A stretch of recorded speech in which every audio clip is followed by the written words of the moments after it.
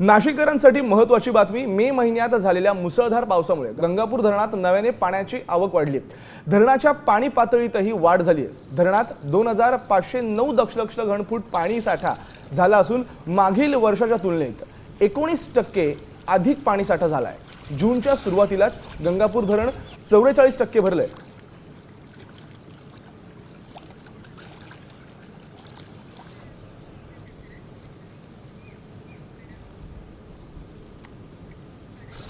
तर तू नाशिकचा आहे आणि नाशिकच्याच पावसासंदर्भातली पाणीसाठ्यासंदर्भातली बातमी आत्ताच तू वाचली।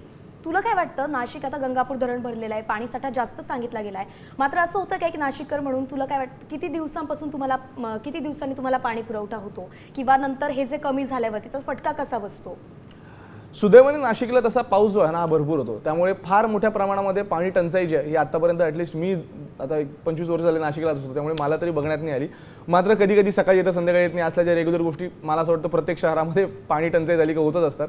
पण यावेळी चांगली अशी गोष्ट आहे की आम्ही नाशिककरांना खूप फिरायला जातो, तिथे छान बॅकवॉटर्स केले, त्याच्यानंतर तिथे MTDCचा वॉटरचा एक पार्क आहे, त्यामुळे पाणी भरल्यानंतर धरण आमचं खूप सुंदर दिसतं आणि मला असं वाटतं की पुन्हा एकदा सगळेजण रामकुंडावर जातील, त्या वाहत्या नदीमध्ये पाय सोडून बसतील, त्यामुळे खरंच आनंदाची बातमी आहे। एकंदरीतच आता सिंहस्थ कुंभमेळा सुद्धा नाशिकमध्ये होणार आहे, पुढच्या वर्षी तो होणार आहे, त्याची कशी तयारी आहे आणि त्याबद्दल तुम्ही नाशिककर म्हणून कसे एक्साइटेड आहात? मला असं वाटतं की तो एक खूप मोठा सण आहे आमच्यासाठी जो 12 वर्षांनी होतो। सुदैवाने मागच्या वेळेस जेव्हा 2015 मध्ये झाला ना, तेव्हा रेडिओसाठी मी कुंभमेळा कव्हर करायला गेलो होतो, त्यामुळे खूप वेगवेगळ्या लोकांशी मला बोलता आलं, खूप वेगवेगळ्या देशातल्या लोकांशी मला बोलता आलं, पंथांच्या लोकांशी बोलता आलं, त्यामुळे मला असं वाटतं की नाशिकसाठी तो खूप मोठा आणि महत्त्वाचा सोहळा आहे। आणि पुन्हा एकदा आता 26-27 साली जेव्हा नाशिकमध्ये कुंभमेळा होईल तेव्हा होपफुली मागच्या वेळेस जशी डेव्हलपमेंट झाली तशी याही वेळेस खूप मोठ्या प्रमाणामध्ये नाशिककरांना बघायला मिळेल अशी इच्छा आहे।